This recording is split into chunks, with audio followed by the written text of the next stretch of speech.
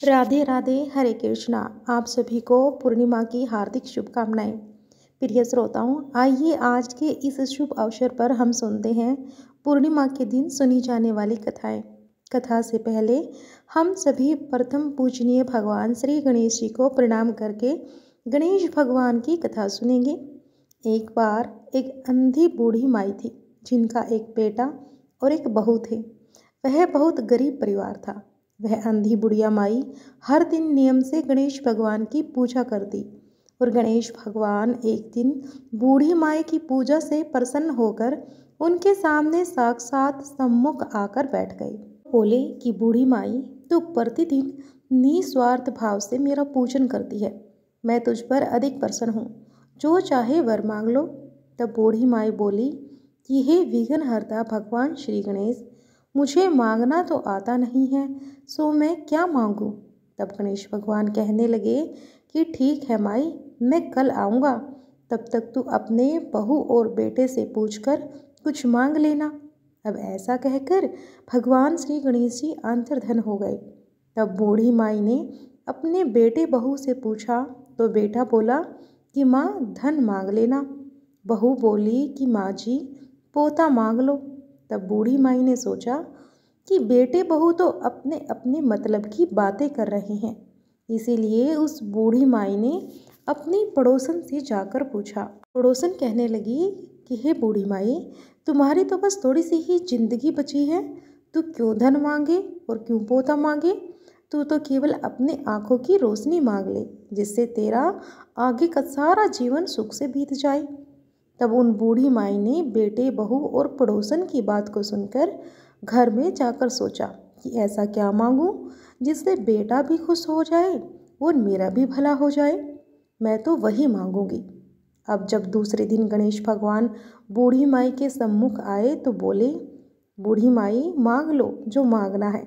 अब गणेश भगवान जी के ऐसे वचन सुनकर बूढ़ी माई हाथ जोड़कर बोली कि हे विघ्नहर्ता, अन्न देवो धन देवो, निरोगी काया देवो, अमर सुहाग देवो, दीदा घोड़ा देवो और सोने के कटोरे में पोते को दूध पीता देखूं, अमर सुहाग देवो और समस्त परिवार को सुख देवो, आपके श्री चरणों में मुझे स्थान भी देवो। अब बूढ़ी माई की ऐसी बात सुनकर भगवान गणेश जी बोले कि बूढ़ी माई, तूने तो मुझे ठग लिया और कहती हो कि मुझे कुछ मांगना नहीं आता। जो कुछ भी तूने मांग लिया, अब वह सब कुछ तुम्हें मिल जाएगा। ऐसा कहकर गणेश भगवान जी वहीं अंतर्धन हो गए। हे विघ्नहर्ता श्री गणेश जी, जैसे आपने बूढ़ी माई को दिया, वैसे ही इस कहानी को कहने वाले और सुनने वाले को देना। वैसा ही सबको देना और सभी पर अपनी कृपा बनाए रखना। तो सभी प्रेम से बोलिए, श्री भगवान गणेश की जय हो। अब सुनिए 32 पूर्णमासी व्रत की कथा। द्वापर युग में एक समय की बात है कि यशोदा जी ने श्री कृष्ण जी से कहा कि हे कृष्ण, तुम सारे संसार के उत्पन्न करता, पालन करता और संहार करता हो। आज कोई ऐसा व्रत मुझसे कहो जिसके करने से मृत्यु लोक में स्त्रियों को विधवा होने का भय ना रहे और यह व्रत सभी मनुष्यों की मनोकामनाओं को भी पूर्ण करने वाला हो। तब श्री कृष्ण जी कहते हैं कि हे माता, आपने अति सुंदर प्रश्न किया है। मैं आपसे ऐसे ही व्रत को विस्तार पूर्वक कहता हूँ। सौभाग्य की प्राप्ति के लिए स्त्रियों को 32 पूर्णमासियों का व्रत करना चाहिए और इस व्रत के करने से स्त्रियों को सौभाग्य, संपत्ति सब मिलता है। यह व्रत अचल सौभाग्य देने वाला और भगवान शिव के प्रति मनुष्य मात्र की भक्ति को बढ़ाने वाला है। तब यशोदा जी कहने लगी, हे कृष्ण, सबसे पहले इस व्रत को मृत्युलोक में किसने किया था? इसके विषय में भी मुझे विस्तार पूर्वक बताओ। तब श्री कृष्ण जी कहने लगे कि हे माते, इस भूमंडल पर एक अत्यंत प्रसिद्ध राजा चंद्रहास से पालित अनेक प्रकार के रत्नों से परिपूर्ण कार्तिका नाम की एक नगरी थी। वहाँ पर धनेश्वर नाम का एक ब्राह्मण रहा करता था और उसकी पत्नी अति सुशील और रूपवती थी। अब दोनों ही उस नगर में बड़े प्रेम से रहते थे। उनके घर में धन धान्य की कोई भी कमी नहीं थी, लेकिन उन्हें एक बहुत बड़ा दुख भी था कि उनकी कोई संतान नहीं थी। इस दुख से वह अत्यंत दुखी रहा करते थे। एक समय बड़ा ही एक तपस्वी योगी उस नगरी में आया और वह योगी उस ब्राह्मण के घर को छोड़कर अन्य सभी घरों से भिक्षा लाकर भोजन किया करता था। एक दिन वह योगी रूपमती से भिक्षा ना लेकर किसी दूसरे घर से भिक्षा लेकर गंगा किनारे जाकर भिक्षा में मिले अन्न को प्रेम पूर्वक खा रहा था कि धनेश्वर ने योगी का यह सब कार्य किसी प्रकार से देख लिया। अब अपनी भिक्षा के अनादर से दुखी होकर धनेश्वर योगी से बोला कि हे महात्मा, आप सभी घरों से भिक्षा लेते हैं किंतु मेरे घर की भिक्षा कभी नहीं लेते, इसका क्या कारण है? तब योगी ने कहा कि निसंतान घर की भीख पतितों के अन्न के समान होती है और जो पतितों का अन्न खाता है वह खुद भी पतित हो जाता है। क्योंकि तुम निसंतान हो इसीलिए पतित हो जाने के भय से मैं तुम्हारे घर की भिक्षा नहीं लेता। अब धनेश्वर की यह बात सुनकर अपने मन में बहुत दुखी हुआ और हाथ जोड़कर योगी के पैरों में गिर पड़ा और विनती स्वर से कहने लगा, हे महात्मा, अगर ऐसा है तो आप ही मुझे पुत्र प्राप्ति का कोई उपाय बताइए। आप तो सब कुछ जानने वाले हैं, मुझ पर यह अवश्य ही कृपा कीजिए। धन की मेरे घर में कोई कमी नहीं है किंतु कोई पुत्र न होने के कारण मैं अत्यंत दुखी हूँ। आप मेरे इस दुख को दूर करें। अब यह सुनकर योगी कहने लगे कि हे ब्राह्मण, तुम देवी चंडी जी की आराधना करो। फिर घर आकर उसने अपनी पत्नी से सारा वृतांत कहा और खुद तपस्या करने के लिए वन में चला गया। वन में जाकर उसने देवी चंडी की उपासना की और उपवास भी किया। चंडी देवी ने 16वें दिन उनके स्वप्न में आकर दर्शन दिए और कहा कि हे धनेश्वर, जाओ, तुम्हारे यहाँ पुत्र होगा, परंतु वह 16 वर्ष की आयु में ही मृत्यु को प्राप्त हो जाएगा। अगर तुम दोनों पति पत्नी 32 पूर्णमासियों का व्रत विधि पूर्वक करोगे तो वह दीर्घ आयु हो जाएगा। अब जितनी तुम्हारी सामर्थ्य हो आटे के उतने दिए बनाकर शिवजी जी का पूजन करना, किंतु पूर्णमासी को 32 की संख्या पूरी होनी चाहिए। प्रातःकाल होने पर इस स्थान के पास ही तुम्हें आम का एक वृक्ष दिखाई देगा। उस पर चढ़कर तुम एक फल तोड़कर जल्दी से अपने घर जाना और अपनी पत्नी से सारा वृतांत कहना। ऋतु स्नान के बाद वह स्वच्छ होकर श्री भगवान शंकर जी का ध्यान करके उस फल को खा लेगी। तब शंकर भगवान की कृपा से उसको गर्भ ठहर जाएगा। जब वह ब्राह्मण प्रातःकाल उठा तो उसी स्थान के पास ही आम का एक वृक्ष देखा जिस पर अत्यंत सुंदर आम का एक फल लगा हुआ था। ब्राह्मण ने उस आम की वृक्ष पर चढ़कर फल तोड़ने का प्रयास किया, किंतु वृक्ष पर कई बार प्रयास करने पर भी वह नहीं चढ़ पाया। अब तो ब्राह्मण को बड़ी चिंता हुई। उसे ध्यान आया कि उसने श्री भगवान गणेश जी का नाम तो लिया ही नहीं। फिर वह विघ्न विनाशक श्री गणेश जी की वंदना करने लगा। हे दयानिधे, अपने भक्तों को विघ्नों का नाश करके उनके मंगल के कार्य को करने वाले, दुष्टों का नाश करने वाले, रिद्धि सिद्धि के देने वाले आप मुझ पर कृपा करें। प्रभु, मुझे इतना बल दे कि मैं अपने मनोरथ को पूर्ण कर सकूं। इस प्रकार सच्चे मन से भगवान श्री गणेश की प्रार्थना करने पर वह भगवान की कृपा से वृक्ष पर चढ़ गया। वृक्ष पर से फल तोड़कर उसने घर आकर अपनी पत्नी को वह फल लाकर दे दिया और उसकी पत्नी ने अपने पति के कहे अनुसार उस फल को ग्रहण किया। फिर वह गर्भवती हो गई। देवी चंडी की असीम कृपा से एक अत्यंत सुंदर पुत्र उत्पन्न हुआ जिसका नाम उन्होंने देवी दास रखा। माता पिता के हर्ष और शोक के साथ वह बालक शुक्ल पक्ष के चंद्रमा की तरह अपने पिता के घर में बढ़ने लगा। देवी की कृपा से वह बालक बहुत ही सुंदर, सुशील और विद्या में बहुत निपुण हो गया। अब देवी की आज्ञा अनुसार उसकी माता ने 32 पूर्णमासियों का व्रत रखना भी आरंभ कर दिया जिससे उसका पुत्र बड़ी आयु वाला हो जाए। अब 16वां वर्ष लगते लगते देवी दास के माता पिता को बड़ी चिंता हो गई कि कहीं उनके पुत्र की मृत्यु इस वर्ष न हो जाए। इसीलिए उन्होंने अपने मन में विचार किया कि अगर यह दुर्घटना उनके सामने हुई तो वे कैसे सहन कर पाएंगे। इसीलिए उन्होंने देवी दास के मामा को बुलाया और कहा कि हे भाई, हमारी इच्छा है कि देवी दास 1 वर्ष तक काशी में जाकर विद्या का अध्ययन करे और उसको तुम अकेला कभी मत छोड़ना। इसीलिए तुम इसके साथ जाओ और 1 वर्ष के बाद ही इसको वापस लौटा लाना। अब सारा प्रबंध करके उसके माता पिता ने काशी जाने के लिए देवीदास को एक घोड़े पर बिठा दिया और उसके मामा को भी उसके साथ भेज दिया। किंतु बालक के अल्प आयु होने की बात बालक को या फिर उसके मामा को नहीं कही। ईश्वर ने अपनी पत्नी के साथ मिलकर अपने पुत्र की मंगल कामना और दीर्घ आयु के लिए देवी भगवती की आराधना और पूर्णमासियों का व्रत आरंभ कर दिया। इस प्रकार बराबर 32 पूर्णमासियों का व्रत पूरा किया। कुछ समय बीतने के बाद एक दिन वह दोनों मामा और भांजे रास्ते में रात बिताने के लिए रुके। उस दिन उस गांव में एक ब्राह्मण की अत्यंत सुंदरी, सुशील और गुणवती कन्या का विवाह होने वाला था। जिस धर्मशाला के अंदर वर और उसकी बारात भी ठहरी हुई थी, उसी धर्मशाला में देवीदास और उसके मामा भी ठहरे हुए थे।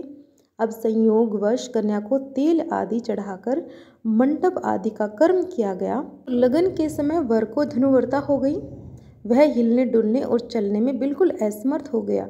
तब वर के पिता ने अपने परिवारजनों से परामर्श करके निश्चय किया कि यह देवीदास मेरे पुत्र जैसा ही सुंदर है, मैं इसके साथ ही लगन करा दूं और बाद में विवाह के सभी कार्य मेरे पुत्र के साथ संपन्न हो जाएंगे। ऐसा सोचकर देवीदास के मामा से जाकर बोला कि तुम थोड़ी देर के लिए अपने भांजे को हमें दे दो, जिससे विवाह के लगन का सारा कार्य सुचारू रूप से हो सके। तब उसका मामा कहने लगा कि जो कुछ भी मधुपर्क आदि कन्यादान के समय वर को मिले वह सब हमें दे दिया जाए तो मेरा भांजा इस बारात का दूल्हा बन जाएगा। अब यह बात वर के पिता ने स्वीकार कर ली और तब मामा ने अपना भांजा वर बनाने को भेज दिया। अब उसके साथ विवाह के सभी कार्य रात में विधि पूर्वक संपन्न हो गए और पत्नी के साथ वह भोजन नहीं कर सका। दुखी मन से वह सोचने लगा कि ना जाने यह कैसी स्त्री होगी। वह एकांत में इसी सोच में पड़ा हुआ था कि उसकी आंखों में आंसू आ गए। तब उसकी पत्नी ने पूछा कि क्या बात है, आप इतने उदासीन और दुखी क्यों हैं? तब उसने वह सारी बातें जो वर के पिता और उसके मामा के बीच हुई थी वधू को बता दी। तब वधू कहने लगी कि यह ब्रह्म विवाह के विपरीत कैसे हो सकता है। देव, ब्राह्मण और अग्नि के सामने मैंने आपको ही अपना पति माना है, इसलिए आप ही मेरे पति हैं। मैं आपकी ही पत्नी रहूंगी, किसी अन्य की बिल्कुल भी नहीं। तब देवीदास ने कहा कि ऐसा मत करो, क्योंकि मेरी आयु बहुत थोड़ी है। मेरे मरने के बाद तुम्हारी क्या गति होगी, इस बात को अच्छी तरह से सोच लो।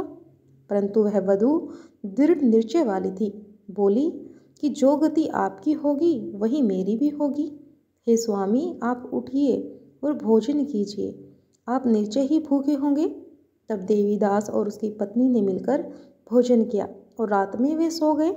प्रातःकाल देवीदास ने अपनी पत्नी को 3 नगों से जड़ी हुई एक अंगूठी और एक रुमाल दिया और बोला कि हे प्रिय, इसे संकेत समझकर रख लो और शांत हो जाओ।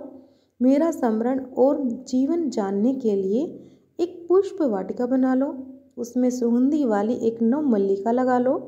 उसको हर दिन जल से सींचना और आनंद के साथ खेलना, कूदना और उत्सव मनाना। जिस समय और जिस दिन मेरी मृत्यु होगी यह फूल सूख जाएंगे और जब यह फिर से हरे भरे हो जाए तो समझ लेना कि मैं जीवित हूँ। यह बात निश्चय करके समझ लेना और इसमें कोई भी संशय मत करना। अब ऐसा समझा बुझाकर वह चला गया। प्रातःकाल होते ही वहाँ पर गाजे बाजे बजने लगे। जिस समय विवाह के कार्य समाप्त करने के लिए वर तथा सब बाराती मंडप में आए तो कन्या ने वर को भली प्रकार से देखकर कहा कि यह मेरा पति नहीं है, मेरा पति वही है जिसके साथ रात में मेरा विवाह हुआ था। अब इसके साथ तो मेरा विवाह हुआ ही नहीं। अगर यह वही है तो बताए कि मैंने इसको क्या दिया था और रात में हमारे बीच क्या गुप्त बातें हुई थी। वह सब बताए। अब पिता ने उसके कहे अनुसार वर को बुलवाया और कन्या की सारी बातें सुनकर वह कहने लगा कि मैं तो कुछ भी नहीं जानता। इसके बाद वह लज्जित होकर अपना समूह लेकर चला गया और सारी बारात भी अपमानित होकर वहाँ से लौट गई। भगवान श्री कृष्ण जी आगे बोले कि हे माते, इस प्रकार देवीदास काशी विद्या पढ़ने के लिए चला गया। जब कुछ समय बीता तो काल से प्रेरित होकर एक सांप रात के समय उसको डसने के लिए वहाँ पर आया। अब उस विस्तर के प्रभाव से उसके विस्तर के चारों ओर विष की ज्वाला से वह विस्तर वैसैला हो गया, परंतु वर्त राज के प्रभाव से उसको सांप काट नहीं पाया, क्योंकि पहले ही उसकी माँ ने 32 पूर्णमासी का व्रत रख लिया था। इसके बाद मध्याह्न के समय स्वयं काल वहाँ पर आया और उसके शरीर से उसके प्राणों को निकालने का प्रयास करने लगा, जिससे वह मूर्छित होकर धरती पर गिर पड़ा। अब भगवान की कृपा से उसी समय देवी पार्वती जी के साथ श्री शंकर जी भी वहाँ पर आ गए और उसके मूर्छित दशा में देखकर देवी पार्वती ने भगवान से प्रार्थना की कि हे प्रभु, इस बालक की माता ने पहले ही 32 पूर्णमासी का व्रत किया है, जिसके प्रभाव से ही हे भगवान अब आप इसको प्राणदान दे दीजिए। देवी के कहने पर भक्त वत्सल भगवान ने उस बालक को प्राण दान दे दिए और इस व्रत के प्रभाव से काल को भी पीछे हटना पड़ा और देवीदास स्वस्थ होकर बैठ गया। उधर उसकी पत्नी उसके काल की प्रतीक्षा किया करती थी। एक दिन उसने देखा कि उस पुष्प वाटिका में पत्र पुष्प कुछ भी नहीं रहे, सब कुछ सूखकर नष्ट हो गया, तो उसे बड़ा आश्चर्य हुआ। किंतु कुछ ही क्षण में वह सब वाटिका पहले की तरह ही हरी भरी हो गई। तब वह समझ गई कि उसके पति पुनर्जीवित हो गए हैं। यह देखकर वह बहुत प्रसन्न होकर अपने पिता से कहने लगी कि पिताजी, मेरे पति जीवित हैं, अब आप उनको ढूंढिए। जब 16वां वर्ष बीत गया तो देवीदास भी अपने मामा के साथ काशी से वापस अपने घर के लिए चल पड़ा। इधर उसके ससुर उसको ढूंढने के लिए घर से निकले ही थे कि वह दोनों मामा भांजा वहीं पर आ गए और उसको आया देखकर उसका ससुर बड़ी प्रसन्नता के साथ उसे अपने घर ले गया। उस समय नगर के निवासी भी वहाँ इकट्ठा हो गए। फिर सबने निश्चय किया कि अवश्य ही इस बालक के साथ इस कन्या का विवाह हुआ था। अब उस बालक को जब कन्या ने देखा तो पहचान लिया और कहा कि यह तो वही है जो संकेत करके गए थे। फिर सब कहने लगे कि भला हुआ जो यह आ गया। सब नगरवासियों ने खूब आनंद मनाया और कुछ दिन के बाद देवीदास अपनी पत्नी और मामा के साथ अपने ससुर के घर से रवाना हुआ और अपने घर की ओर चल पड़ा। जब वह अपने नगर के निकट गया तो कई लोगों ने उसे देखकर उसके माता पिता को पहले ही जाकर सूचना दे दी कि तुम्हारा पुत्र देवीदास अपनी पत्नी और मामा को साथ लेकर आ रहा है। अब ऐसा सुनकर पहले तो उन्हें विश्वास नहीं हुआ, किंतु जब और लोगों ने भी आकर उनकी बात का समर्थन किया तब उन्हें बड़ा आश्चर्य हुआ। इतने में ही देवीदास भी अपनी पत्नी सहित घर आ पहुंचा। अब देवीदास ने अपने माता पिता के चरणों में सिर रखकर प्रणाम किया और उसकी पत्नी ने भी अपने सास ससुर के चरणों को स्पर्श किया। तो माता पिता ने अपने पुत्र और पुत्र वधू को अपने हृदय से लगा लिया। सबकी आंखों में प्रेम के आंसू बहने लगे। अपने पुत्र और पुत्र वधू के आने की खुशी में धनेश्वर ने बड़ा भारी उत्सव किया और ब्राह्मणों को भी बहुत सी दान दक्षिणा देकर प्रसन्न किया। भगवान श्री कृष्ण कहने लगे कि हे माते, इस प्रकार धनेश्वर 32 पूर्णमासियों के व्रत के प्रभाव से पुत्रवान हो गया। जो भी स्त्री इस व्रत को करती है वे जन्म जन्मांतर में भी वैधव्य का दुख नहीं भोगती और सदैव सौभाग्यवती रहती है। यह मेरा वचन है, इसमें कोई भी संदेह नहीं है। तो बोलिए श्री कृष्ण भगवान की जय हो।